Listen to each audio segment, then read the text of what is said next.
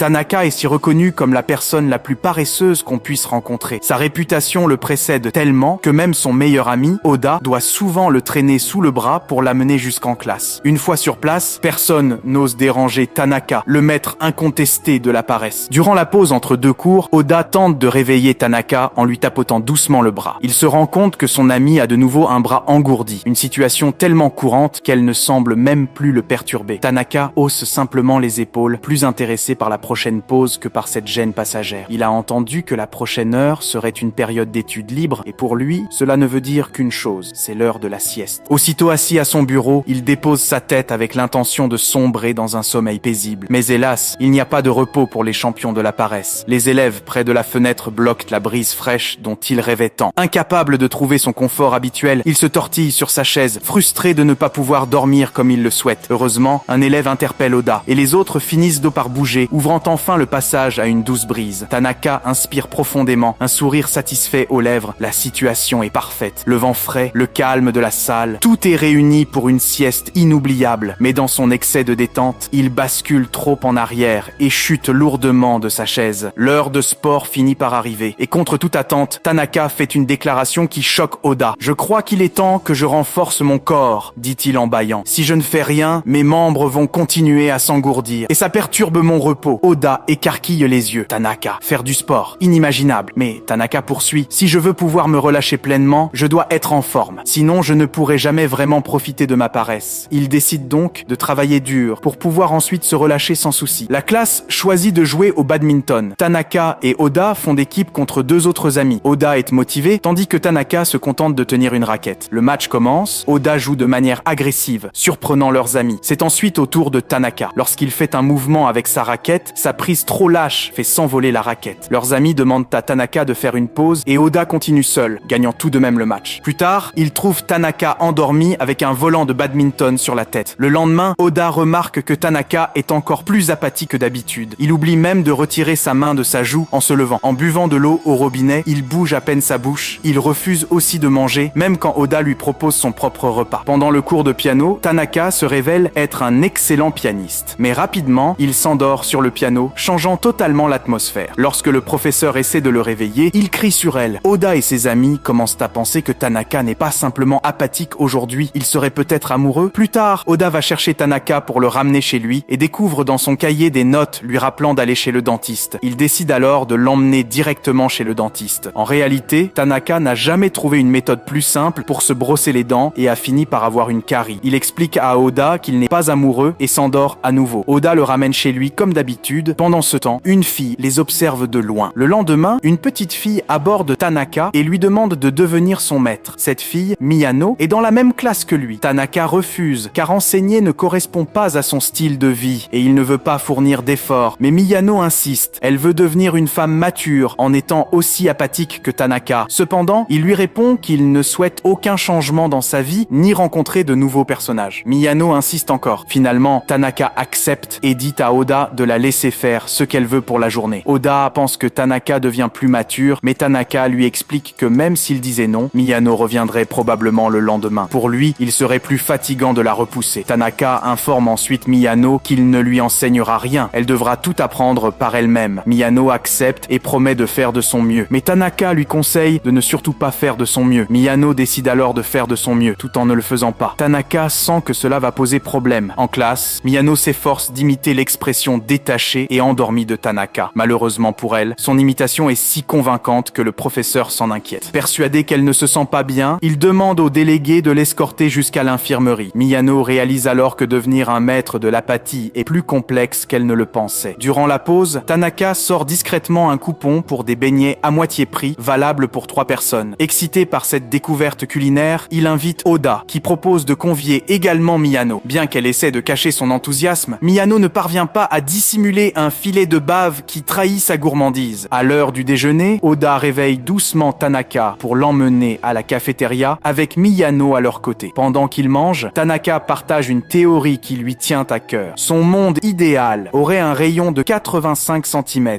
un espace parfaitement calculé pour qu'il puisse attraper tout ce dont il a besoin sans jamais se lever. Oda, incrédule, ne peut s'empêcher de lui dire que cette vision ressemble étrangement à une cellule de prison. Après le repas, ils commandent à boire. Tanaka, fidèle à ses habitudes simples, opte pour un thé vert. Désireuse de paraître plus mature, Miyano commande également du thé vert. Mais lorsqu'Oda choisit un lait à la fraise, Miyano éclate en sanglots, regrettant instantanément son choix. Tentant de la réconforter, Oda suggère à Tanaka de commander lui aussi un lait à la fraise. Mais le plan se retourne contre eux. Voir Tanaka boire du lait à la fraise ne fait que renforcer la détresse de Miyano, qui s'enfuit en larmes. Confuse, elle se persuade qu'elle n'a simplement pas ce qu'il faut pour être paresseuse. Peu après, Shirashi, le délégué de classe, passe lui demander si tout va bien avant de repartir tranquillement. Résolue à mieux comprendre le mystère de l'apathie, Miyano décide de lire plusieurs livres sur le sujet. Après l'école, fière de ses recherches, elle présente à Tanaka un rapport détaillé sur l'apathie. Mais Tanaka le parcourt rapidement et admet avec une nonchalance désarmante qu'il ne comprend rien et qu'il ne fera jamais autant d'efforts. Honnêtement, tu as l'air naturellement travailleuse, lui dit-il, au grand désarroi de Miyano. Bouleversée, elle avoue qu'elle essayait simplement de devenir plus mature pour impressionner quelqu'un. Tanaka, avec son habituel ton détendu, lui répond que la personne qu'elle aime doit déjà l'apprécier telle qu'elle est. Pas besoin de devenir comme moi, conclut-il. Apaisé par ces paroles, Miyano, accompagné de Tanaka et Oda, se dirige vers la boutique de beignets comme prévu. Le lendemain matin, Tanaka découvre une mystérieuse lettre de défi dans son casier à chaussures, mais il n'y prête guère attention. À l'heure du déjeuner, il discute avec Oda de ses préférences alimentaires. Je peux manger presque tout, mais pas ce qui demande trop d'efforts, comme ramasser des haricots un par un ou éplucher des fruits. Compréhensif, Oda l'aide en retirant les arêtes de son poisson, facilitant ainsi le repas de Tanaka. En sortant, Tanaka s'effondre soudainement, ce qui surprend Oda. Tanaka lui avoue qu'il est si rassasié qu'il en est fatigué. Sur le toit de l'école, Oda demande à Tanaka à propos de la lettre de défi, mais Tanaka prétend ne pas l'avoir reçue pour éviter tout conflit et continuer à vivre paisiblement. Soudain, une fille en longue jupe arrive sur le toit, à la recherche de Tanaka. Elle se présente comme Echizen et le défie en duel. Mais Tanaka, fidèle à lui-même, fait semblant de dormir, l'ignorant complètement. Il s'avère qu'Echizen est celle qui a déposé la lettre de défi dans le casier de Tanaka ce matin-là, l'invitant à se rendre derrière le gymnase pendant la pause pour se battre. Mais Tanaka ne s'est jamais présenté car la pause est pour lui un moment sacré pour se reposer. Il se trouve aussi qu'Oda et Echizen se connaissent. Echizen raconte à Tanaka qu'il faisait autrefois partie du même gang. En réalité, Echizen est la voisine d'Oda et ils sont amis depuis la maternelle. Soudain, Oda dévoile un souvenir embarrassant de l'enfance d'Echizen, ce qui la pousse à lui demander de garder ses histoires familiales pour lui. En voyant la réaction d'Echizen, Tanaka comprend qu'elle n'est pas une mauvaise personne. Echizen se souvient pourquoi elle est venue et demande à nouveau à Tanaka de se battre avec elle, car elle veut découvrir quel genre de personne il est. Tanaka se lève et déclare sa défaite avant même que le combat ne commence, expliquant qu'il manque de motivation et qu'il perdrait probablement n'importe quelle bataille nécessitant des efforts. Cela choque Echizen qui tente de le convaincre de se battre, mais il décide donc finalement de jouer à un jeu de société à la place. Pendant le jeu, Echizen gagne facilement et Tanaka admet sa défaite tout en se déclarant satisfait. Il écrit le mot « victoire » en japonais avec un marqueur blanc et en voyant cela, Echizen se sent étrangement perdu d'une autre manière. Soudain, son estomac gargouille et Oda réalise qu'elle n'a pas encore déjeuné, alors il lui donne du pain. Mais ce pain est en forme de petit lapin mignon, ce qui irrite Echizen. Elle est contrariée, affirmant qu'elle n'aime pas les choses mignonnes, mais en réalité, elle n'arrive pas à se résoudre à manger quelque chose d'aussi adorable. Tanaka se rend compte qu'Echizen aime en fait les choses mignonnes et qu'elle a un côté féminin. Ignorant tout cela, il décide de jouer aux cartes. Tanaka mélange les cartes et en le voyant, Oda et Echizen le complimentent. Tanaka leur montre une autre technique de mélange, mais le vent souffle les cartes sur le toit. Après les avoir ramassées, il en manque une. Echizen se met en colère, croyant que Tanaka était une personne respectable, faisant semblant d'être paresseux. Puisqu'elle respecte beaucoup Oda, elle a voulu vérifier qui était vraiment Tanaka, mais maintenant, elle le voit comme un garçon faible et paresseux. Soudain, Miyano arrive et Echizen change instantanément d'attitude, devenant toute joyeuse en balançant Miyano dans les airs. Tanaka et Oda réalisent qu'Echizen et Miyano sont meilleurs amis et que Miyano respecte Tanaka comme son maître. On apprend aussi que la personne pour qui Miyano cherche à devenir plus mature et apathique est en réalité Echizen. Le lendemain, Oda court vers la salle de classe en portant Tanaka sous le bras car ils sont en retard. En arrivant, il bouscule accidentellement Shirashi, la déléguée de classe, à la porte. Tanaka ne sait pas qu'elle est la déléguée puisqu'il passe ses cours à dormir. Oda lui explique qu'elle est la déléguée de classe et aussi la fille la plus respectée de l'école, admirée de tous. Soudain, des membres du fan club de Shirashi arrivent et encerclent Oda et Tanaka, prêts à les punir pour avoir osé bousculer leur déesse. Mais un simple geste de Shirashi suffit à les faire fuir de honte. Tanaka et Oda l'aident ensuite à ramasser des feuilles qu'elle a laissées laisser tomber, mais certaines se déchirent, ce qui pousse Shirashi à recruter leur aide. Malgré elle, Shirashi accepte leur aide. En chemin vers la salle d'impression, tout le monde admire la beauté et l'intelligence de Shirashi. Tanaka, de son côté, marche comme s'il se faisait arrêter par la police et se plaint de ne pas aimer être observé. Finalement, ils atteignent la salle d'impression, un endroit calme où ils peuvent travailler tranquillement. Dans la salle, Oda remarque une erreur et aide Shirashi à la corriger sur son ordinateur portable, ce qui le surprend. Tanaka affirme lui aussi connaître une façon pratique d'utiliser un ordinateur. Curieux, Oda et Shirashi le regardent faire, mais Tanaka glisse simplement l'ordinateur sous son t-shirt, expliquant qu'il peut servir de bouclier pare-balles. Shirashi leur demande d'imprimer 20 copies de chaque page et de les agrafer. En sentant la chaleur des pages fraîchement imprimées, Tanaka imagine à quel point il serait agréable de les utiliser comme oreiller et se propose de servir de presse-papier pour que rien ne s'envole. Finalement, il est assigné à l'agrafage. Pendant qu'il travaille, le ventre d'Oda gargouille et Shirashi leur offre des macarons qu'elle a préparés. Tanaka commence à manquer ses agrafages, car il est en train de s'endormir. En voyant cela, Shirashi leur propose de partir, promettant de finir le travail seul. Oda la remercie pour les macarons, prend Tanaka sous le bras et ils s'en vont. Une fois seule, Shirashi pousse un soupir de soulagement. Elle enlève ses lentilles, défait ses cheveux, baisse sa jupe et met des lunettes. C'est ainsi qu'elle se sent vraiment à l'aise. Au collège, les autres élèves la trouvaient trop sérieuse et démodée, ce qui la rendait solitaire. Elle a donc décidé de se réinventer au lycée en travaillant dur sur elle-même. Et cette transformation a réussi. Cependant, porter des lentilles lui fait mal aux yeux et sa coiffure et sa jupe courte la mettent mal à l'aise. Alors qu'elle profite enfin d'un moment de calme, Oda et Tanaka reviennent chercher le sac oublié de Tanaka. Shirashi est choqué. Oda reste silencieux, récupère le sac et s'excuse avant de repartir. Le lendemain, Shirashi reste figé devant la porte de la classe, craignant que ses camarades aient découvert son vrai visage. Mais lorsque son ami la salue normalement, Shirashi se sent soulagé. Oda et Tanaka arrivent peu après. Shirashi leur parle comme d'habitude, bien qu'elle soit tendue intérieurement. Tanaka lui demande si elle brille autant en privé, ce qui la met mal à l'aise, pensant qu'il a découvert son secret. Tanaka ajoute qu'il trouve cela épuisant de maintenir une telle apparence, raison pour laquelle il préfère rester calme et détendu. Puis il s'en va, laissant Shirashi encore plus anxieuse à l'idée qu'il puisse révéler son vrai visage. Durant la période suivante en salle de sciences, les cheveux d'Oda manquent de tomber dans un liquide et Tanaka lui conseille de les attacher. En voyant cela, Shirashi pense qu'il se moque d'elle. Après le cours, elle les suit, mais Tanaka s'arrête et lui demande si elle veut entrer avec eux dans les toilettes des garçons. Embarrassé, Shirashi fait demi-tour. Plus tard dans la cour, les quatre amis déjeunent ensemble, tandis que Shirashi garde toujours un œil sur Oda et Tanaka. Pendant le repas, Tanaka mentionne qu'ils avaient à laisser quelque chose en suspens la veille, ce qui fait paniquer Shirashi. Elle craint qu'Oda ne révèle son identité secrète, mais Oda explique simplement que lorsqu'ils sont revenus chercher le sac, Shirashi avait déjà fini le travail et quelqu'un d'autre utilisait la salle. Soulagée, Shirashi réalise qu'elle s'était inquiétée pour rien. Elle décide alors de rentrer chez elle plus tôt. Soudain, elle a l'idée de sortir avec son vrai visage, pensant que personne ne la reconnaîtra. En marchant naturellement, elle croise les amis d'Oda et Tanaka qui ne la reconnaissent pas. Cela la remplit de joie. Cependant, alors qu'elle passe devant Oda et Tanaka, Tanaka l'appelle par son nom et sans y penser, elle répond. Shirashi réalise trop tard qu'elle a été découverte. Finalement, elle leur raconte toute la vérité, avouant que la fille qu'Oda a vue la veille était bien elle. Oda et Tanaka l'écoutent attentivement. Tanaka lui dit bientôt qu'elle est vraiment productive, tandis que lui se laisse aller à sa paresse naturelle, le rendant inutile à la société. En revanche, elle est travailleuse et gentille avec tout le monde, ce qui explique pourquoi tout le monde l'admire. Oda l'encourage aussi à garder la tête haute et à avoir plus confiance en elle. Ces mots soulagent Shirashi, qui les remercie. En marchant, elle leur demande de garder son identité secrète, ce à quoi ils répondent tous deux que même s'ils le disaient à quelqu'un, personne ne les croirait. Le lendemain, Shirashi vient à l'école en portant des lunettes, ayant abandonné ses lentilles de contact. Elle est surprise que Tanaka soit le seul à avoir réalisé que c'était elle. Cette attention lui donne des papillons dans le ventre. Pendant ce temps, Oda demande à Tanaka comment il l'a reconnue. Tanaka explique qu'une fille peut changer d'apparence, mais elle ne peut pas cacher ses bazookas. En entendant cela, Oda lui conseille de ne jamais lui dire ça. Après l'école, Tanaka demande à Oda de l'accompagner faire des courses, car il a besoin de lui pour se souvenir de ce que sa sœur lui a demandé d'acheter en rentrant. Oda mentionne qu'il a lui aussi une sœur en 9e année, ce qui amène Tanaka à imaginer qu'elle lui ressemble. Mais Oda précise que ce n'est pas parce qu'ils sont frères et sœurs qu'ils se ressemblent. Tanaka dit alors qu'il a aussi une sœur en 9e année et que comme leurs parents sont souvent absents, ils passent beaucoup de temps ensemble et sont très proches. Il rassure Oda en lui disant qu'il n'a pas à s'inquiéter. Oda imagine alors que la sœur de Tanaka est peut-être aussi paresseuse que lui. Au supermarché, ils essaient de se rappeler ce que la sœur de Tanaka Tanaka lui a demandé d'acheter. Il suppose qu'elle n'a pas demandé de produits surgelés, car Tanaka marche trop lentement pour les ramener à temps. Soudain, Tanaka se rappelle qu'il avait mis un rappel, mais celui-ci affiche seulement P, car il était trop fatigué pour finir de taper. Tanaka décide alors d'utiliser sa dernière option, dire à sa sœur que le magasin était en rupture de stock. Oda lui suggère quand même de réfléchir avant de renoncer. Tanaka décide donc d'acheter tout ce qui commence par P pour éviter de se tromper. En sortant, Oda remarque un stand de pancakes en promotion et comprend que c'est sûrement ce que la sœur de Tanaka voulait. Ils achètent les pancakes et Tanaka remercie Oda avant de rentrer. Le lendemain, Tanaka semble abattu. Lorsqu'Oda lui demande ce qui ne va pas, Tanaka avoue que sa sœur ne voulait pas de pancakes, mais un nettoyeur de tuyaux. Il s'est donc fait gronder pour avoir acheté des choses inutiles. Le lendemain, Shirashi suit Tanaka, réalisant qu'il est le seul à avoir reconnu son vrai visage. Elle commence à penser qu'elle est peut-être amoureuse de lui. Plus tard, elle confie à ses amis qu'elle aime un garçon et ses amis l'encouragent à avoir confiance en elle. En classe, Shirashi observe Oda et Tanaka. En voyant Oda, elle pense qu'il doit être chanceux d'être toujours avec Tanaka. Elle décide alors de l'observer pour apprendre quelque chose qui pourrait l'aider à se rapprocher de Tanaka. En voyant Oda porter Tanaka, Shirashi décide qu'elle doit faire de la musculation pour pouvoir le porter elle aussi. Mais elle abandonne rapidement cette idée, préférant d'abord essayer de devenir amie avec lui. Elle se souvient alors de leur collision précédente et décide de recréer ce moment pour démarrer une conversation. Elle attend Tanaka dans le couloir, mais c'est Oda qui apparaît en premier, la surprenant. Elle en profite pour lui demander si Tanaka a une petite amie ou quelqu'un qu'il aime. Après réflexion, ils en concluent que Tanaka aime Oda, avant que Shirashi ne précise qu'elle parlait d'amour romantique. Oda lui explique que Tanaka trouve l'amour trop contraignant et qu'il n'est intéressé par personne. Rassuré, Shirashi décide d'aller parler à Tanaka. Oda pense qu'elle va lui donner un cours sur l'amour en tant que délégué de classe. En arrivant, Shirashi voit Miyano avec Tanaka et se sent déçue, espérant être la fille la plus proche de lui, même si elle savait qu'elle ne pourrait jamais rivaliser avec la proximité d'Oda. Miyano remarque Shirashi et la rattrape lorsqu'elle essaie de fuir. Elle l'emmène voir Tanaka et annonce qu'elle a trouvé une autre apprentie. Elle demande à Tanaka de valider rapidement Shirashi pour que Miyano puisse devenir l'apprenti principal, ce qui est son véritable objectif. Cette situation surprend à la fois Tanaka et Shirashi. Tanaka explique à Shirashi le système d'apprenti de Miyano. Shirashi saisit cette occasion pour dire à Tanaka qu'elle veut être son amie. Tanaka accepte immédiatement, affirmant qu'ils sont déjà amis. Miyano devient également amie avec Shirashi et propose qu'ils échangent leur numéro de téléphone, ce que Shirashi désirait secrètement. Tanaka accepte, mais prévient qu'il répondra lentement. Ils échangent leur numéro et Miyano envoie un message à Shirashi pour lui dire qu'elle la soutiendra en secret. Shirashi déclare alors Tanaka comme son maître. Le lendemain, il pleut abondamment et Tanaka arrive complètement trempé à l'école. Il explique à Oda que sa sœur lui avait donné un parapluie, mais qu'il n'avait pas ressenti le besoin de l'ouvrir. Quand il a commencé à pleuvoir à verse, il n'avait plus l'énergie d'ouvrir le parapluie, pensant qu'il arriverait à temps. Tanaka dit qu'il n'aime pas les parapluies, car il faut les tenir, mais il admet qu'ils peuvent être utiles pour s'appuyer lorsqu'il doit attendre. Oda réalise alors que Tanaka a complètement ruiné la dignité du parapluie. Plus tard, Shirashi imagine partager un parapluie avec Tanaka sous la pluie, mais elle le voit soudain allongé par terre. D'abord, elle pense que c'est une illusion, mais elle se rend compte que c'est vraiment lui. En classe, Tanaka raconte à Oda et Shirashi qu'il a espéré, en restant sous la pluie, éveiller une capacité spéciale pour contrôler la pluie, comme dans une légende. Oda plaisante en disant que si de tels pouvoirs existaient, leurs ancêtres les auraient déjà développés. Shirashi conseille à Tanaka de porter un parapluie pour éviter d'attraper froid, car ce serait encore plus contraignant. Tanaka, convaincu, décide d'utiliser son parapluie, mais découvre plus tard que quelqu'un l'a pris. Finalement, Shirashi partage son parapluie avec lui, tandis qu'Oda prend une autre direction. Tanaka demande s'il peut se rapprocher d'elle, mais Shirashi refuse, craignant que son cœur ne batte trop vite. Cependant, Tanaka insiste car son épaule est gelée par la pluie. Le lendemain, Tanaka arrive de nouveau trempé à l'école, expliquant qu'il a essayé d'esquiver les gouttes de pluie, mais en vain. Le jour suivant, bien que le temps soit ensoleillé, Tanaka a attrapé un rhume et porte un masque. Sa toux rend la communication difficile, et ils essaient d'utiliser la lecture labiale, mais Oda lui rappelle que le masque couvre sa bouche. Il décide donc d'écrire dans un carnet. Un jour, en pleine classe, Tanaka se rend compte qu'il a oublié son manuel. Sans grande motivation pour chercher une solution compliquée, il traîne Oda avec lui jusqu'à Echizen pour lui demander un livre en prêt. Mais au moment de signer le formulaire de prêt, Tanaka soupire en voyant la longueur de son propre nom. Avec son habituel détachement, il demande à Echizen « Tu peux pas juste changer ton nom de famille en Tanaka ou Oda, ce serait plus simple. » Echizen, choqué et un peu vexé par cette requête absurde, refuse net. « Pas question !» répond-elle, incrédule. Le lendemain matin, alors qu'il qu'ils marchent ensemble vers l'école, Oda remarque quelque chose d'étrange. Tanaka sourit. Stupéfait, Oda le fixe, incapable de comprendre. Tanaka éclate alors de rire. « Ah, c'est vrai, j'avais oublié que je ne portais plus mon masque. J'ai fait des grimaces tout le chemin sans m'en rendre compte. » Après un moment de réflexion, il ajoute « Je crois que je vais continuer à le porter quelques jours. Trop compliqué de contrôler mes expressions. » À l'école, Echizen n'arrive toujours pas à se remettre de l'incident du nom. Elle commence à se demander si Tanaka ne lui aurait pas lancé une sorte d'ultimatum bizarre. Doit-elle choisir entre lui et Oda comme partenaire romantique? Déterminée à comprendre, elle se met à les observer discrètement, mais ses regards insistants finissent par attirer l'attention des deux amis. Ils s'approchent d'elle, curieux de savoir ce qu'elle mijote. Avant qu'ils ne l'atteignent, Tanaka glisse à Oda. « On ne peut pas se battre, hein? Le combat est interdit dans le royaume paresseux de Tanaka. » Echizen, entendant cela, réagit aussitôt. « Mais je suis une fille, pourquoi je me battrais ?» Cette réponse inattendue surprend Tanaka et Oda, qui échangent un regard. Soudain, Oda propose « Et si on réglait ça avec un combat de pouces? C'est pacifique et ça demande presque pas d'énergie. » Tanaka hoche mollement la tête en signe d'accord. Mais au moment où Echizen réalise que cela impliquerait de se tenir les mains, une vague de gêne l'envahit. Le visage rouge, elle pivote sur ses talons et détale en courant avant même que le combat puisse commencer.